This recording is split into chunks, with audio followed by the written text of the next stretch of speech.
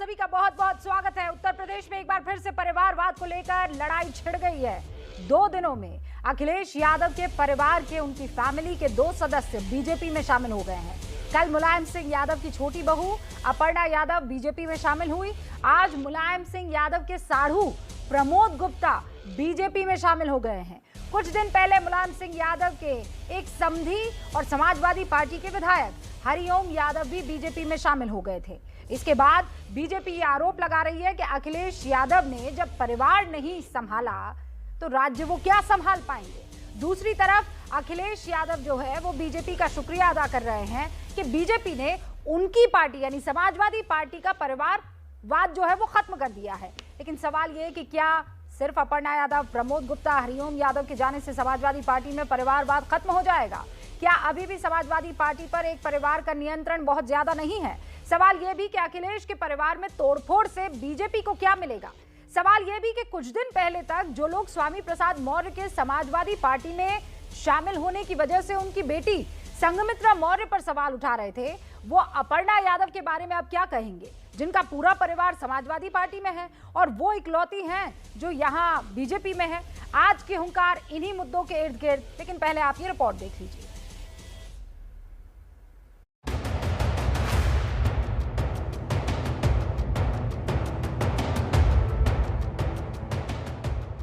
सबसे पहले तो मैं बधाई दूंगा और शुभकामनाएं। हमें खुशी इस बात की है कि समाजवादी विचारधारा का विस्तार हो रहा है। मैं परिवार से कोई विमुख नहीं हूँ, मेरे साथ सभी बड़ों का आशीर्वाद है। ये आइडियोलॉजी का एक डिफरेंस है। वंशवाद और परिवारवाद को बढ़ावा देकर के प्रदेश के लोगों को का शोषण कर रही थी। ये परिवारवादी वंशवादी लोग यही करते थे। नेताजी को कैद कर रखा है अखिलेश जी ने, वो परिक्रमा मार्ग से निकल नहीं पा रहे हैं। 2 दिनों में समाजवादी पार्टी को 2 झटके लगे हैं। मुलायम सिंह यादव के 2 रिश्तेदारों ने समाजवादी पार्टी से इस्तीफा देकर बीजेपी का दामन थाम लिया है। कल मुलायम सिंह यादव की छोटी बहू अपर्णा यादव ने समाजवाद को ठुकराते हुए राष्ट्रवाद को अपनाने का फैसला लिया और आज मुलायम सिंह यादव के साढ़ू और पूर्व विधायक प्रमोद गुप्ता भी बीजेपी में शामिल हो गए हैं। बीजेपी में शामिल होने के बाद प्रमोद गुप्ता ने आरोप लगाया कि मुलायम सिंह यादव को कैद करके रखा गया है। गैर समाजवादी लोग जो मुलायम सिंह यादव को गालियां देते हैं, उनको तरजीह दी जा रही है। नेताजी को कैद कर रखा है अखिलेश जी ने, वो परिक्रमा मार्ग से निकल नहीं पा रहे हैं। 22 तारीख को जन्मदिन पर किस तरह उनका माइक छीन लिया गया, उनको बोलने नहीं दिया गया कायदे से। रिश्तेदारों के पार्टी से निकलने को अखिलेश यादव तरजीह नहीं दे रहे हैं। अखिलेश दावा कर रहे हैं कि बीजेपी ने उनका परिवारवाद खत्म कर दिया है। भारतीय जनता पार्टी जो आरोप लगाती है परिवारवाद का, कम से कम हमारे परिवारवाद को तो खत्म कर रहे हैं वो लोग। इसके लिए उन्हें धन्यवाद देता हूं मैं। अखिलेश भले ही परिवारवाद खत्म होने का दावा करें, लेकिन बीजेपी अभी भी उन पर परिवार का आरोप लगा रही है। वंशवाद और परिवारवाद की जो राजनीति थी वह न केवल वंशवाद और परिवारवाद को बढ़ावा देकर के प्रदेश के लोगों को का शोषण कर रही थी, यहाँ के गरीबों का, यहाँ के किसानों का, यहाँ के नौजवानों का, बल्कि असुरक्षा का भी एक माहौल प्रदेश के अंदर था। ये परिवारवादी वंशवादी लोग यही करते थे। हालांकि सच्चाई ये है कि बीजेपी में भी नेताओं के परिवार को लेकर तनाव है। बीजेपी नेता भी अपने अपने परिवार के लोगों को टिकट दिलाने के लिए एड़ी चोटी का जोर लगा रहे हैं।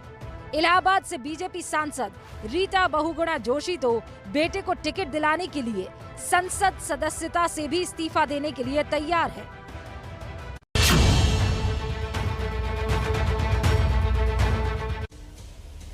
सारे खास मेहमान हमारे साथ जुड़ चुके हैं, उनसे आपका तारुफ करवा देती हूँ। सुधांशु त्रिवेदी जी प्रवक्ता हैं, हमारे साथ जुड़ चुके हैं बीजेपी के, स्वागत है आपका। राजीव राय साहब प्रवक्ता हैं समाजवादी पार्टी के, हमारे साथ जुड़ चुके हैं। राजीव जी स्वागत है आपका। सुरेंद्र राजपूत जी हमारे साथ राष्ट्रीय प्रवक्ता कांग्रेस के जुड़ चुके हैं, आपका भी स्वागत है सर। अरुण प्रवक्ता कांग्रेस के जुड़ चुके हैं, आपका भी स्वागत है सर। अरुण राजभर महासचिव हैं और प्रवक्ता हैं सुहेल देव भारतीय समाज पार्टी के, और पार्टी अध्यक्ष ओम प्रकाश राजभर के बेटे भी हैं, आपका भी बहुत बहुत स्वागत है। संजय निषाद साहब इस वक्त आपको स्क्रीन पर दिखाई दे रहे हैं, जो कि निषाद पार्टी के अध्यक्ष है। संजय जी, आपका भी बेहद स्वागत है। आप सभी से बारी बारी पहले मैं इस परिवारवाद पर अपना ओपनिंग रिमार्क चाहूंगी और उसके बाद हम डिबेट ओपन करेंगे। सुधांशु जी, आपने अखिलेश यादव को सुना, वो ये कह रहे हैं कि आपने यानी बीजेपी ने समाजवादी पार्टी के परिवारवाद को खत्म कर दिया, आपने उस पार्टी को मुक्त कर दिया है परिवारवाद से। देखिए, समाजवादी पार्टी के अगर आप फितरत को देखें तो विगत 2-3 दशकों में यहां सब कुछ नजर आएगा। यहां अपराधवाद नजर आएगा, यहां भ्रष्टाचार आपको मिलेगा, यहां पर जातिवाद मिलेगा, यहां पे अल्पसंख्यकवाद मिलेगा, यहां भाई भतीजावाद मिलेगा, परिवारवाद मिलेगा, नहीं मिलेगा तो समाजवाद मिलेगा। इसीलिए मैं ये कहना चाहता हूं, यदि किसी परिवार का कोई व्यक्ति आकर राजनीति में शामिल होना चाहे वो एक अलग विषय है, उसको हम रोक नहीं सकते, परंतु एक परिवार के सारे लोग। अब मैं सिर्फ एक बात कहता हूं, जब अखिलेश जी मुख्यमंत्री थे और पंचम तत्व में बैठते थे तो लखनऊ में कहावत प्रचलित थी कि 5 मुख्यमंत्री। 5 कौन? एक अखिलेश यादव जी, एक मुलायम सिंह जी, एक शिवपाल जी, एक प्रोफेसर राम गोपाल जी और 5वें आजम खान। अब बताइए 5 में से 4 क्या थे? तो एक ही परिवार के थे। इसलिए हम ये कहना चाहते हैं, मुलायम सिंह जी के परिवार का अच्छा एक व्यक्ति बताया जाए जिसके पास कोई ना कोई पद ना रहा, इसे कहते हैं परिवारवाद, यानी कि सारी की सारी राजनीति का नेतृत्व। और अंत में एक बात कह दूं, अंतर क्या रहता है, जैसे भारतीय जनता पार्टी में आज नड्डा जी हमारे राष्ट्रीय अध्यक्ष, कोई पूछे 2030 में भाजपा का अध्यक्ष कौन होगा, कोई नहीं बता सकता। 2010 में गडकरी जी अध्यक्ष थे, उससे पहले सन 2000 में जेना कृष्णमूर्ति जी थे, बीच में राजनाथ जी थे और अमित शाह जी थे। परंतु यदि सपा में पूछा जाए 2030 में कौन अध्यक्ष होगा, तय है इसी परिवार का होगा। कांग्रेस में पूछा जाए कौन अध्यक्ष होगा, तय है इसी परिवार का होगा। इसे परिवारवाद है कि आप पार्टी का सारा नेतृत्व विचारधारा का लबादा ओढ़कर अपने व्यक्तिगत परिवार को ही देना चाहे। जैसे रूबिका जी आप एंकरिंग कर रही हैं तो आपके परिवार का कोई व्यक्ति एबीपी न्यूज में या पत्रकारिता में नहीं आएगा, ऐसा नहीं, इसको रोक नहीं सकते। परंतु ये तय हो जाए कि जब भी कभी आप भविष्य में एंकरिंग छोड़ेंगी तो आपके ही परिवार के किसी व्यक्ति को एंकरिंग मिलेगी। इन परिवारवादी दलों ने यह कर रखा है, इस कारण से समझ। ठीक है सुधांशु जी, आपके इन सारे सवालों का जवाब जो है वो दोनों प्रवक्ता देना चाहेंगे अपनी अपनी पार्टी के। समाजवादी पार्टी के प्रवक्ता राजीव राय, मैं उनका रुख कर लेती हूँ। 3 लोग निकाले गए हैं या निकले हैं आपकी पार्टी से, चलिए उससे परिवारवाद से कैसे छुट्टी हो जाएगी सर? अभी 4 लोग तो सुधांशु जी ने गिना दिए हैं, लेकिन सच्चाई यह है कि मुलायम सिंह यादव, अखिलेश यादव, डिंपल यादव, शिवपाल यादव, रामगोपाल यादव, फिर मुलायम सिंह जी के जो भतीजे हैं वो अक्षय यादव, फिर एक और धर्मेंद्र यादव, वो भी भतीजे ही हैं, फिर जो उनके पोते हैं तेज प्रताप यादव, गिनती खत्म नहीं होगी। राजीव जी। रूबिका जी के साथी एक तरफ आरोप लगाते हैं कि बिना किसी मेरिट के, बिना किसी बैकग्राउंड के, बिना किसी मेहनत के, परिवार के होने के वजह से पार्टी में और सरकार में उनको पद मिल जाता है। दूसरी तरफ अगर ऐसे लोगों को पद मिल गया था तो अपर्णा यादव जी को रिसीव करने के लिए भारतीय जनता पार्टी के देश दुनिया के तथाकथित सबसे बड़ी पार्टी के राष्ट्रीय अध्यक्ष, मुख्यमंत्री, उप मुख्यमंत्री, दोनों उप मुख्यमंत्री, तमाम नेता लाइन लगाकर खड़े थे, जैसे इनकी जिंदगी का सबसे बड़ा अचीवमेंट यही है, अब तो ये सरकार बना लेंगे। परिवारवाद पर आते हैं, इनके किसी भी प्रदेश का कोई भी मुख्यमंत्री ऐसा नहीं रहा होगा। आप उत्तर प्रदेश से ले लीजिए, कल्याण सिंह से लेकर राजनाथ सिंह, कर्नाटक का ले लीजिए, छत्तीसगढ़ का ले लीजिए, हिमाचल प्रदेश का ले लीजिए, सब जगह इन्होंने परिवारवाद भरा हुआ है। तो इनका परिवारवाद नहीं है। जिस मुद्दे पर बार बार बहस हो चुकी है उसको बार बार लेकर दिखाता है कि कितने हताश और निराश हैं। सरकार ये पूछ रही है कि जो परिवार मर गए कोरोना में उनके परिवारों को राहत क्यों नहीं मिली। जनता ये पूछ रही है कि जिस परिवार के बच्चे पे रोजगार हो रहे हैं उनको रोजगार क्यों नहीं मिल रहा है। किसान ये पूछ रहे हैं कि मेरे परिवार के लड़के कहाँ जाएंगे और हमारी फसल का दाम दुगुना क्यों नहीं मिलेगा। बेटी बहनें बोल रही है कि आपने तो बेटी बचाओ का नारा दिया था और इतने अपराध कैसे बढ़ गए। उन सवालों का जवाब इनके पास नहीं है।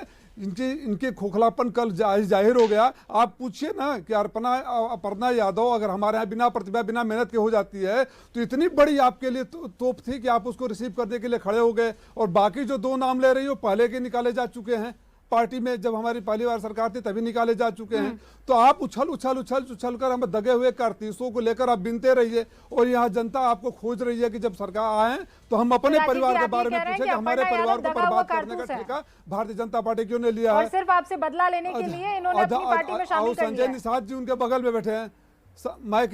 मैं किसी व्यक्ति विशेष का बात नहीं कर रहा हूँ। संजय निषाद जी इनके साथ हैं, इनके बेटे सांसद हैं, तो इनके परिवारवाद नजर नहीं ले रहा है, उनको गोद में लिए बैठे हुए हैं। हमारे यहाँ से जो बिना मेरिट बिना मेहनत के इनके आरोप लगते थे ना, उसको रिसीव करने के लाइन लगाकर खड़े हुए हैं। ये कितने खोखले हैं, कितने थोथले हैं, कितने डरे हुए हैं और इनके पास कुछ भी नहीं है। आपके सवाल का जवाब सुधांशु जी सिर्फ 3 लाइन। इन्होंने अपर्णा यादव को पिछली बार टिकट दिया था और मुलायम सिंह जी स्वयं प्रचार करने आए थे, आज वो दगे हुए कारतूस।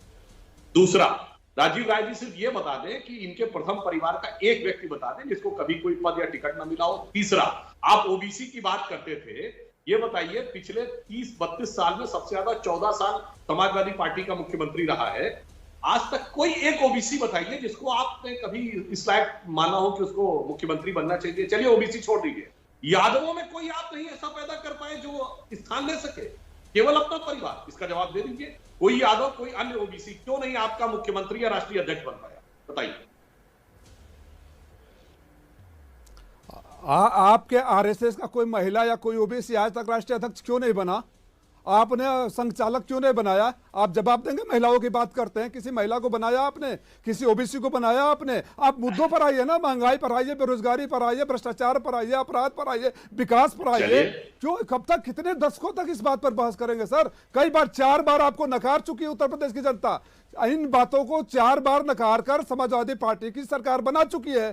तो जिन मुद्दों को दशकों से जनता नकार रही है, आप उसी मुद्दे पर घिसे पिटे कैसेट की तरह घूमते रहे हैं। जो बुनियादी सवाल है जो आपने घोषणा पत्र में दिया था, भगवान राम का नाम लेते हैं, चलिए ना अयोध्या में खड़ा होकर आप घोषणा पत्र को पढ़ दीजिए, लोगों को बता दीजिए। आप उन मुद्दों पर तो आएंगे नहीं। फिर मैं आपसे पूछ रहा हूँ, महंगाई क्यों बढ़ी, बेरोजगारी क्यों बढ़ी, अपराध क्यों बढ़ा? मैं आप दोनों के सामने ये सवाल रख रही हूँ, अगर मुद्दे वाकई इतने भारी है तो फिर परिवार पर ही क्यों भरोसा होता है? फिर उन मुद्दों को सामने रखते हुए चेहरा कोई भी खड़ा कर दीजिए। और इस मामले में तो देखिए, मैं कांग्रेस के प्रवक्ता हैं, उनकी पार्टी की और प्रियंका गांधी की तारीफ करूंगी कि उन्होंने चेहरा नहीं देखा है, उन्होंने मुद्दा इस बार अपना पक्का कर दिया है और उसके बाद जो चेहरा दिख रहा है उसे वहां सामने खड़ा कर दे रहे हैं।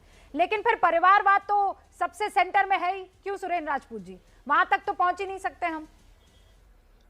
रूबिका जी, हम तो बड़े गर्व से कहते हैं कि हम परिवारवादी हैं। हमारा परिवार है, हमारा शहीदों का परिवार है और हमारे इन शहीदों के परिवार ने देश के लिए कुर्बानियां दी हैं। और सच बात यह, जिन्होंने उंगली का नाखून तक नहीं कटाया आज की डेट में, वो उस परिवार के ऊपर प्रश्न उठा रहे हैं। उठाएं, अच्छी बात है, हमें कोई दिक्कत नहीं है। सच बात यह है कि भारतीय जनता पार्टी के जिन नेताओं के पास भी परिवार है वो सब परिवारवादी हैं। जिन नेताओं का परिवार नहीं है तो वो बेटी बढ़ाओ को और बेटी पढ़ाओ की जगह बेटी पटाओ की बात करने लगते हैं।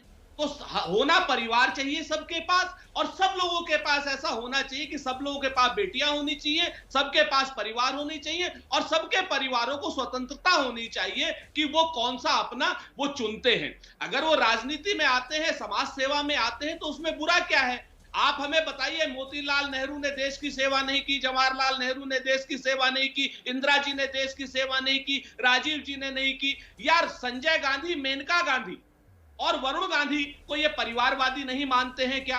सच बात यह है, राजनाथ सिंह को परिवारवादी नहीं मानते हैं क्या? मूल रूप से जो अभी राजीव ने कही बात कि मुख्य मुद्दों से ध्यान हटाने के लिए ये और इनके साथी लोग आज की डेट में उत्तर प्रदेश में हताश और निराश हो गए हैं। और जब ये हताश और निराश हो गए हैं तो बेवजह बिलो द बेल्ट वार करने लगते हैं। और बिलो द बेल्ट भी तब वार करते हैं आकर के, मैं बताऊं रूबिका जी आपसे, जब ये पूरी तरीके से खारिज होते जा रहे हैं पब्लिक में। मुख्यमंत्री जी को मठ भेज दिया गया गोरखपुर लड़ने के लिए, बाकी सब लोगों की आपस में सिर्फ फुटबॉल चल रही है। रीता जी कह रही है कि भाई मेरे से इस्तीफा ले लो, मेरे बेटे को दे दो। सच बात यह कि परिवारवाद की लड़ाई तो इनके यहाँ है सबसे ज्यादा।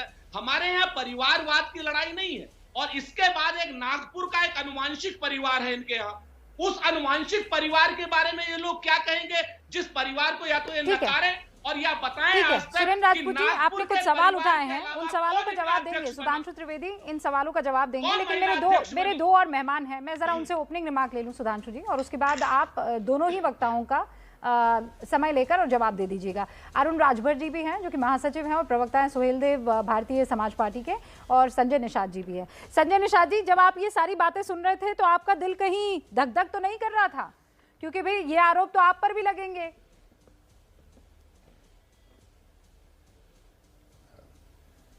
जो आरोप लगाने वाले हैं उनसे पूछा जाना चाहिए कि पूरा परिवार लेकर हम लोगों ने रेल पर रोका था, पूरा परिवार लेकर हम अपने समाज की लड़ाई लड़ते हैं, और हम लोगों ने गोली खाने के लिए सीना ताना था। समाजवादी पार्टी की सरकार थी, हम दिल्ली में अपनी आवाज़ उठा रहे थे परिवार सहित।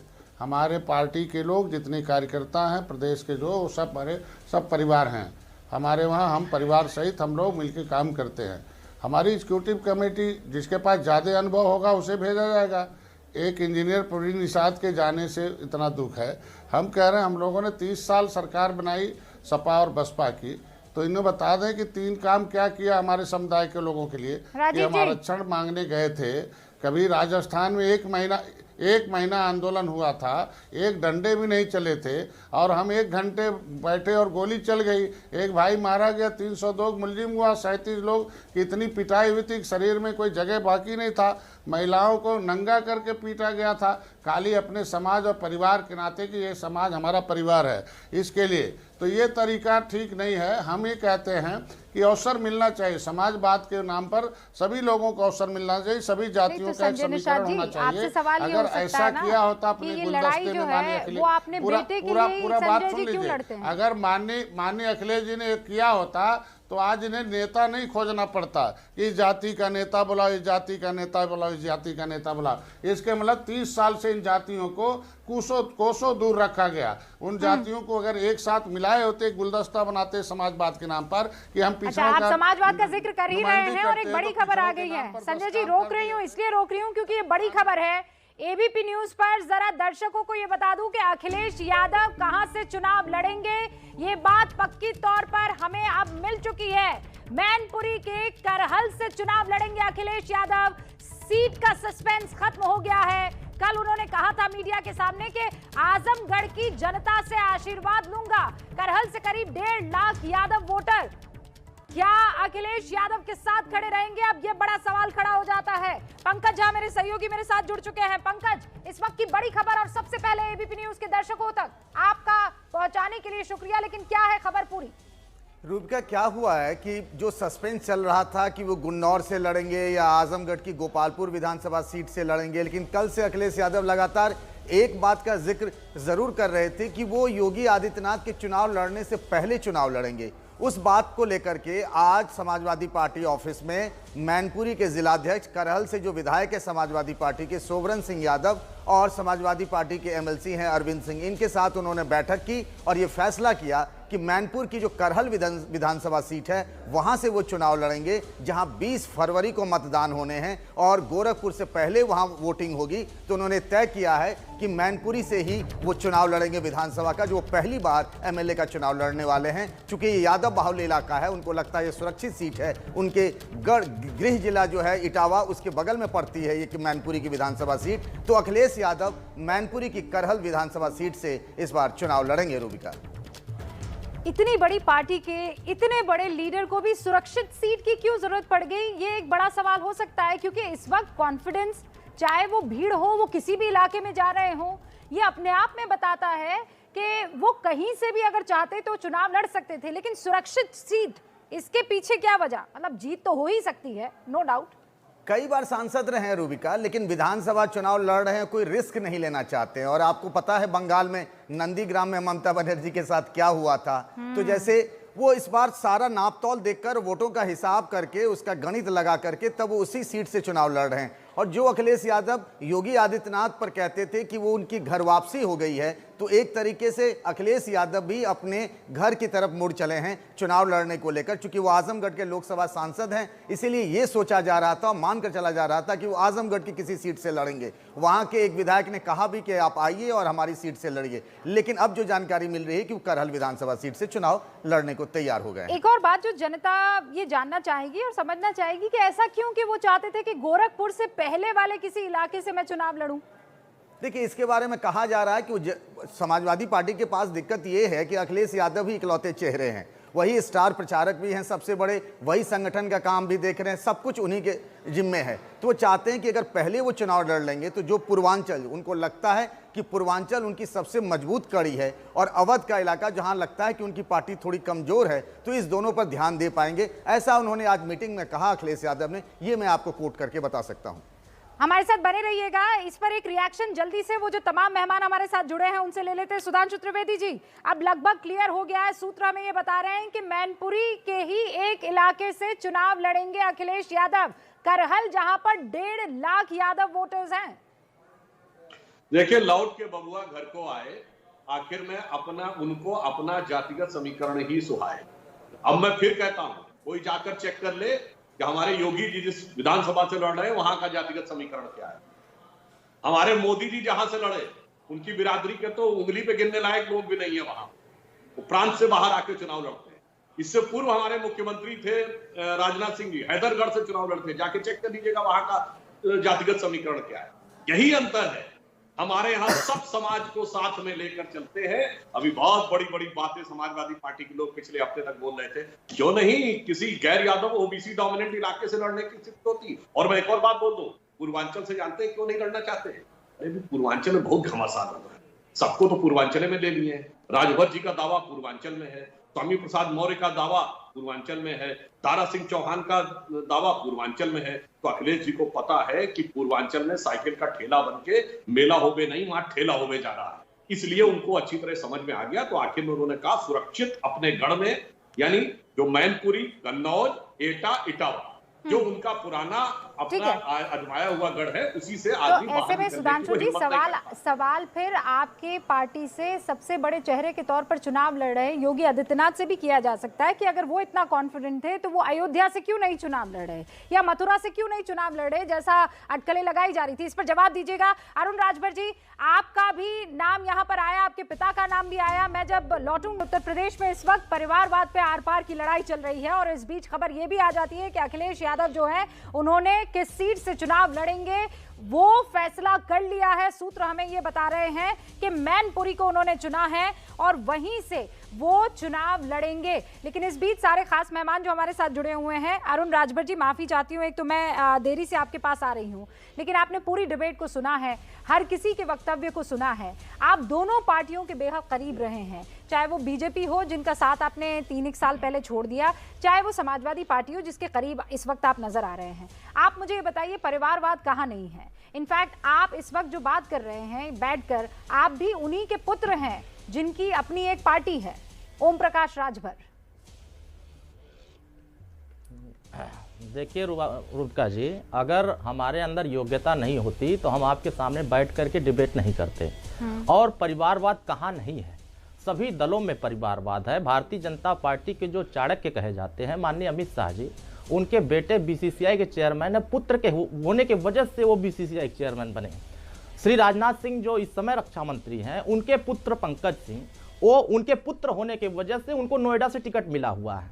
स्वर्गीय कल्याण सिंह के बेटे राजवीर सिंह, उनके पुत्र होने के वजह से उनको टिकट मिला, क्योंकि वो काम कर रहे हैं पार्टी में। अगर वो काम नहीं करते तो टिकट नहीं मिलता। सवाल इस बात का है कि जिस परिवारवाद की बात भारतीय जनता पार्टी बात करती, इनका कोई ईमान धर्म नहीं है। ये जिन परिवारवाद माननीय अखिलेश यादव जी जब 5 KD से निकल करके जा रहे थे तो ये गंगा जल से वही 5 KD को धुलवाए थे, क्योंकि वो जाति के यादव थे, क्योंकि वो पिछड़ी जाति के थे, इस नाते गंगा जल से धुलवाए। क्या उस समय अपर्णा यादव का पवित्र नहीं हुई थी? उस समय भी अपवित्र थी, क्योंकि वो उनके परिवार में थी। इनके परिवार में जैसे ही गया वो पवित्र हो गया और राष्ट्रवादी हो गया। तो उत्तर प्रदेश में भारतीय जनता पार्टी के पास कोई मुद्दा नहीं है। उत्तर प्रदेश में शिक्षक भर्ती में जो घोटाला हुआ है बड़े पैमाने पर, ये जवाब नहीं दे पा रहे हैं। चाहे 69,000 शिक्षक मसला हो, चाहे 68,500 का मसला हो, और चाहे हमारे जो उर्दू के शिक्षक भर्ती में इन्होंने घोटाला किया, उत्तर प्रदेश की जनता में जग जाहिर है। इन्होंने जो 2017 में मैनिफेस्टो लाया था कि हम लड़कियों को बीए तक निःशुल्क शिक्षा देंगे, हम तो बार बार इनके साथ रह करके मांग किए कि हम स्नातकोत्तर तक निःशुल्क अनिवार्य फ्री शिक्षा हम देना चाहते हैं ताकि गरीब का भी बच्चा पढ़ाई कर सके। लेकिन इनका धर्म कहां था? हिंदू मुसलमान भारत पाकिस्तान पर था। लेकिन बार बार हम बात कर रहे हैं कि जनता क्या चाह रही है। जनता महंगाई से निजात चाह रही है, जनता जनजातिवार जनगणना कराना चाहती है, जनता 300 यूनिट फ्री बिजली चाहती है, जनता समाज में एकता चाहती, भाईचारा चाहती। लेकिन भारतीय जनता पार्टी अपने परिवार को झांकती नहीं है, दूसरे के कमरे में ज्यादा झांकती है, क्योंकि ये झांकने वाला ज्यादा है। आपका परिवारवाद को सही साबित करने का आपके पास तरीका है, वो डेफिनेशन है। ये आरोप यहाँ पर ओम प्रकाश राजभर के बेटे अरुण राजभर के बता रहे हैं और नेताओं के नाम तक गिना दिए जिनके बेटों को आपकी पार्टी ने टिकट दिया है। देखिए, अभी अरुण राजभर जी ने पता नहीं कहां से ये जानकारी ली, गंगा जल जाके धुलवाया गया अखिलेश यादव जी के बारे में, मुझे तो जानकारी नहीं। अरे उल्टा याद करिए, मायावती जी की जान के पीछे जब समाजवादी पार्टी के लोग पड़े थे और मायावती जी का एलानिया बयान है, कोर्ट में दिया गया हलफनामा 1995, उस समय उनको बचाने का काम हम लोगों ने किया। अरुण जी, उस समय भाई अरुण जी अब तक की डिबेट, हाँ अरुण जी एक एक करके देखिए, अब तक की जो डिबेट गई है उससे आप ये समझ गए होंगे कि सबको बोलने का मौका मिला है। जिसको भी तर्क करना है या अपनी बात रखनी है वो अपने बारी का इंतजार करे। एक बार सुधांशु जी पर जो आरोप लगाए उसका जवाब दे दे और फिर मैं आपके पास लौटूंगी। संजय साहब ने भी राजीव राय के ऊपर बहुत सारे सवाल उठाए, उसका जवाब राजीव जी देंगे, लेकिन वो अपनी बारी का इंतजार कर रहे हैं।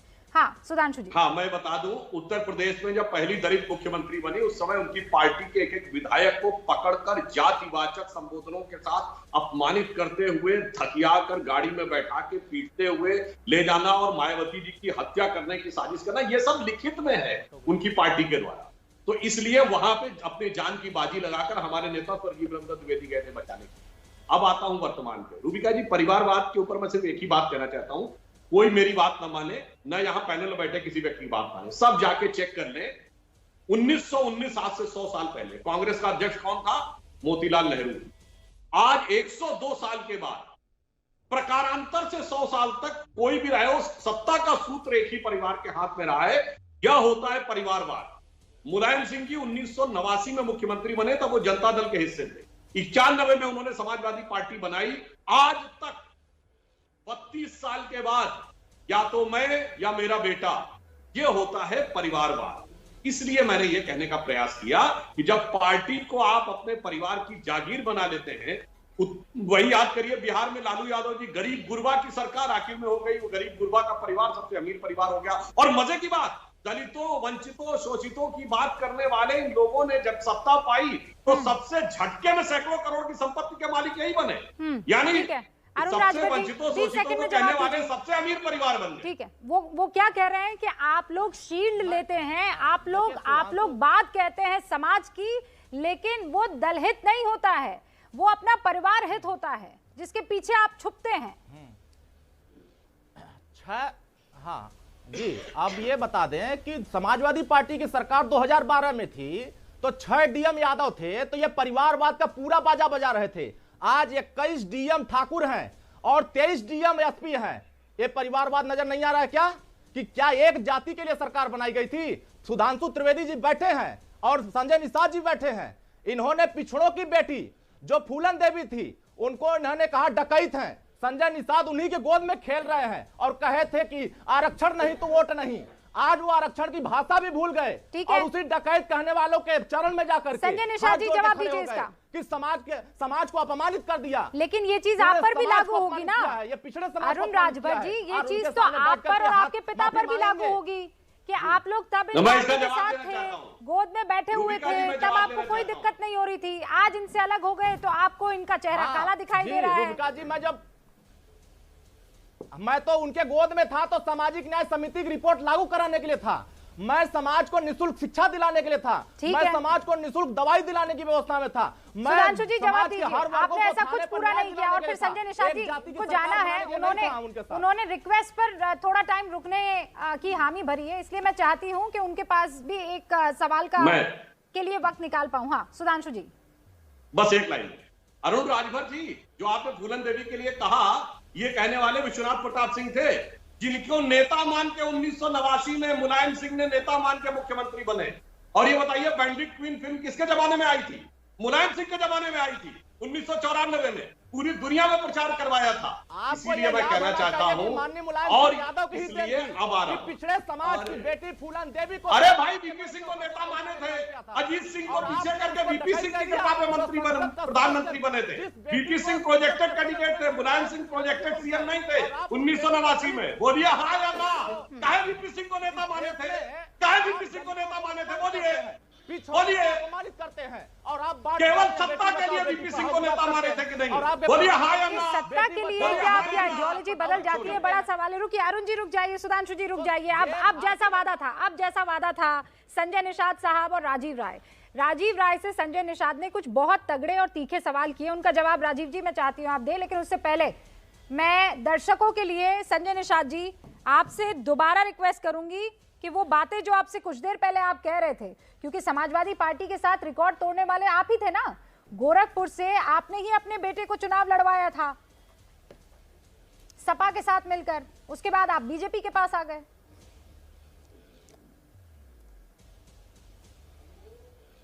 आप इसका पहले देखिए कि प्रचार किया गया कि सपा के से बनाया गया था सांसद, उस पर निषाद पार्टी, पीस पार्टी और समाजवादी पार्टी और बहुजन समाज पार्टी चारों ने मिला गोरखपुर, फूलपुर, कैराना, नूरपुर, ये चारों जगह विजय दिलाया।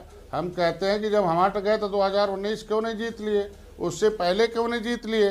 यही तो झूठ है ना, झूठ प्रचार किया जाता है। मैं ज़्यादा नहीं कुछ बोलूँगा कि पिछड़ों की नुमाइंदगी करने वाली समाजवादी पार्टी कभी 10 काम पिछड़ों का रिपोर्ट कार्ड भेज दे तो उसके बाद पिछड़ों के बीच में पिछड़े नेता खोजने की जरूरत नहीं पड़ेगी।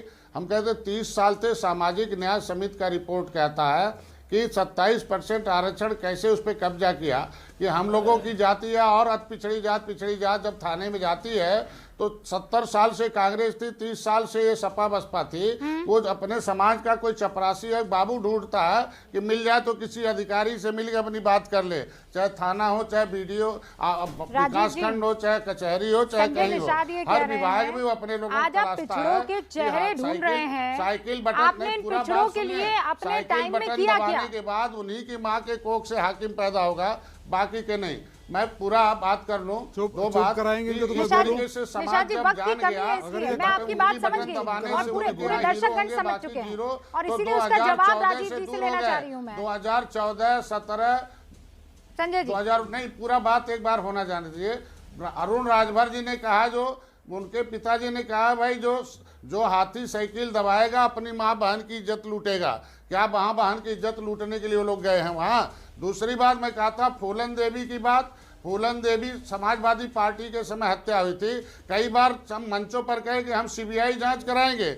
जब सदन में मुलायम सिंह की सरकार थी, सहयोग से कांग्रेस की सरकार चल रही थी या उस समय थे तो वो सांसद थे, तो क्यों नहीं आवाज उठाई? बाकी समाजवादी पार्टी के अब आप सवाल पूछते रहेंगे तो जवाब नहीं, मैं जवाब नहीं ले पाऊंगी। संजय जी मैं समझ गई, अब दोनों से जवाब लेने के लिए मुझे वक्त चाहिए आज के दिन में। ठीक है संजय जी मैं समझ गई, मेरे पास वक्त की कमी, आप समझिए ना, फिर वो सवाल रह जाएंगे, जवाब नहीं हो पाएंगे। राजीव राय और उसके बाद अरुण राजभर जी आपके पास आऊंगी। राजीव राय फूलन देवी को न्याय दिलाने के लिए सदन में बोले, न्याय कर रही भारतीय जनता पार्टी के संजय निषाद बिके हुए लोग हैं। ये आसान संजय निषाद जी, आपके जिंदगी का सबसे बड़ा काम समाजवादी पार्टी ने किया कि जिस चीज के लिए आप मर रहे थे, जिस चीज के लिए तरस रहे थे, आपके बेटे को सांसद बना दिया और आप नेता बनकर बोलने लायक हो गए। नहीं तो उसी तरह मारे फिर रहे होते। जिस सामाजिक न्याय रिपोर्ट की बात करते हैं, जिस सामाजिक न्याय, तभी तो हमारे चरणों में आ गए थे, तभी तो हमारे चरणों में आ गए थे। आप चुप रहिए ना, चुप रहिए। मैं आखिरी 20 सेकंड सुरेंद्र राजपूत जी को देना चाहती हूँ, पूरा टाइम वो इंतजार करते रहे। सुरेंद्र जी 20 सेकंड जवाब दीजिए ना। जी, जवाब बीस दीजिए। एक सेकंड। महीने गुर्जर आंदोलन था, उसमें कोई गोली नहीं चली। 1 घंटा में गोली चलवाया, 7 लोगों हम लोगों को 37 लोग जेल भजवाया। बताइए, फर्जी मुकदमा करवाया और उसके बाद हाँ सुरेंद्र जी, जो सबसे बड़ी बात अभी सुधांशु ने 2 बातें कही। पहली चीज, 1919 से लेकर 2019 तक मात्र 5 अध्यक्ष हमारे गांधी परिवार के थे, 50 अध्यक्ष बाहर के थे, पढ़ लिख करके आया करें। 1925 से आज तक जनसंघ हो, राष्ट्रीय स्वयंसेवक संघ हो या भारतीय जनता पार्टी हो, सारे के सारे नागपुर वंशी अध्यक्ष थे। दूसरी बात, विश्वनाथ प्रताप सिंह की ये बात कर रहे थे तो डॉक्टर सुधांशु द्विवेदी बहुत दिनों बाद एबीपी पर आए हो तो आपको ये भी पता होना चाहिए, उसी वीपी सिंह की गवर्नमेंट के तलवे चाट रही थी भारतीय जनता पार्टी, और भारतीय जनता पार्टी ने उनको नेता बनाया था, प्रधानमंत्री बनाया था। आप जिस परिवारवाद के नाम पर आप क्यों इतना गुस्सा होने लगते हैं, मैं समझ नहीं पाती हूँ। सुधांशु जी, वक्त की कमी है, आप सभी का बहुत बहुत शुक्रिया। सुरेंद्र राजपूत जी, मैं चाहती थी कि इसका जवाब जो है आपको वाकई दिया जाए, लेकिन सच ये है कि परिवारवाद अगर सबसे ज्यादा कहीं है तो आपकी पार्टी में है, और वो गिरेबान में आपको झांक कर देखना होगा।